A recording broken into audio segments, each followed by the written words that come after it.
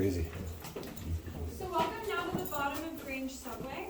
This is the only underground tunnel system that still exists from the battle at Vimy out of the 13.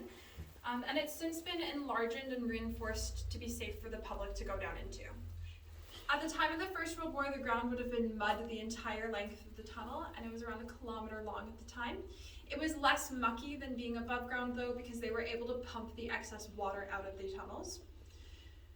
They were only about 2 meters tall and 1 to 1.5 meters in width. So they were much tinier than they are now, and they were all dug in an arc formation because it's a self-sustaining structure.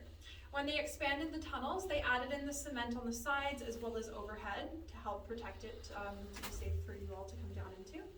And the lighting was also different at the time. If it's okay with you folks, I can actually turn the lights off to show you what it would have been like during the First World War. So imagine that this light here doesn't exist. If you look on the other side of the group, you'll see an orange light. And then if you look on the other side of me, you'll be able to see a white light, and even farther down, a second orange light. The orange lights are the lights that they used during the First World War.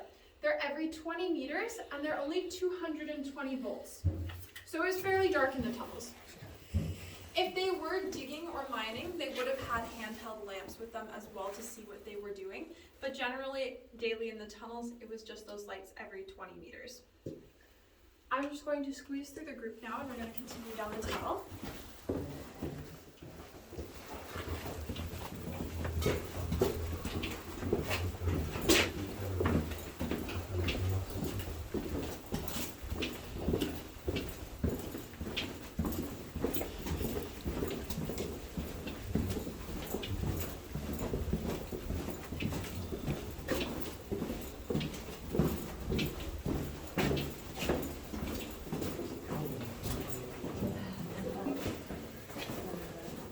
Within the tunnel systems, you'll be able to see that there are messages that have been carved into the walls during the First World War, potentially.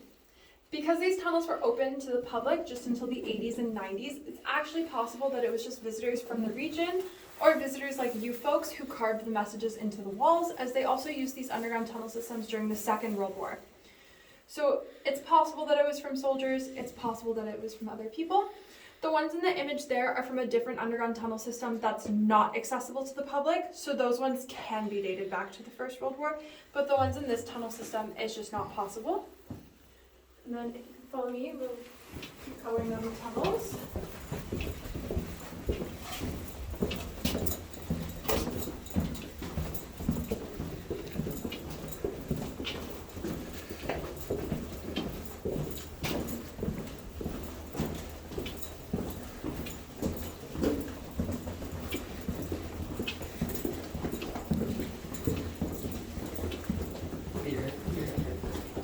Doing the old crouching down thing.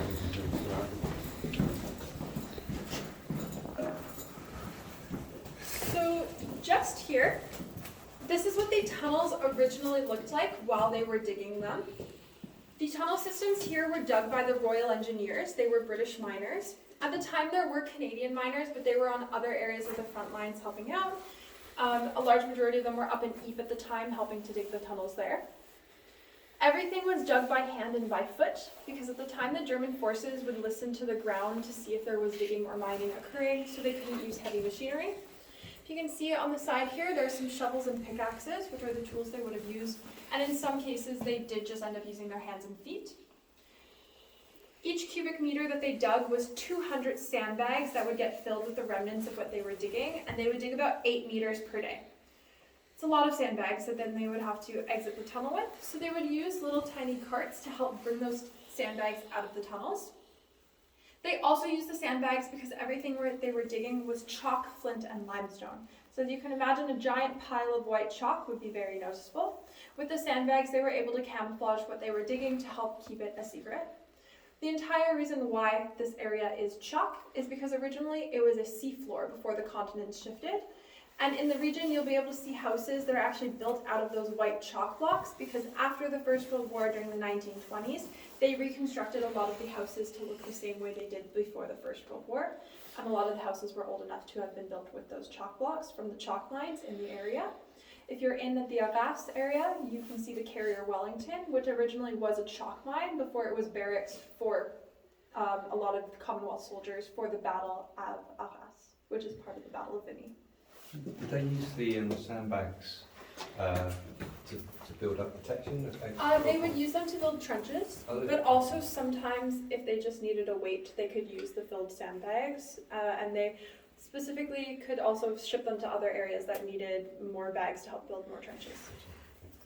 And then if everyone could file in here, and you can find any spot you'd like to.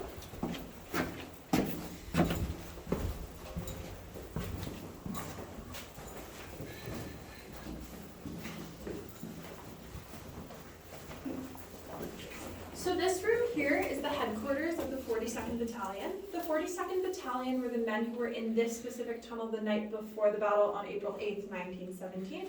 So that's why it's their headquarters specifically. In this room there would have been tables on the ground as well as maps up along the walls to help finalize their plans for the battle.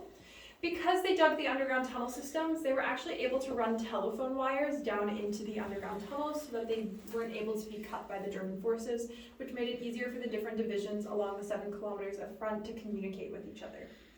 Here is also one of the first instances of aerial photographs being taken to make maps for the soldiers. They distribute maps to almost every single soldier who goes into battle that day.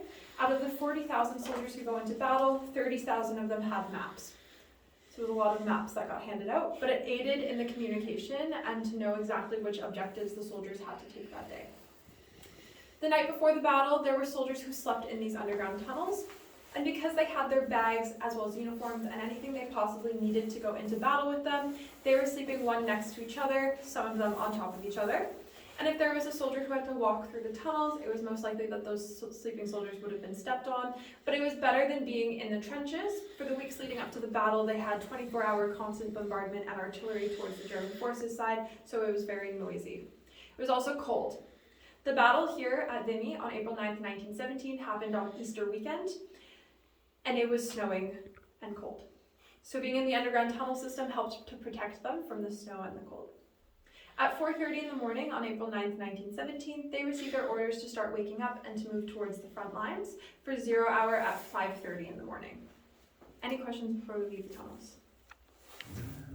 Perfect. Kind of timed it right perfectly in your Easter weekend. So we're gonna exit the tunnels now and continue in the trenches, and then I just ask that the last person please close the door again.